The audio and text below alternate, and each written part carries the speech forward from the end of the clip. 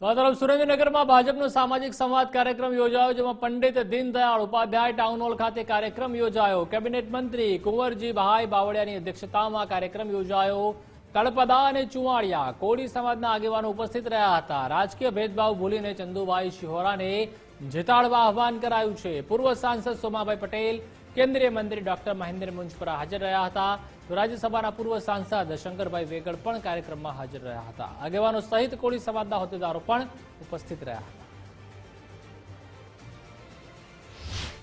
આજે વઢવાણ વિધાનસભા વિસ્તારના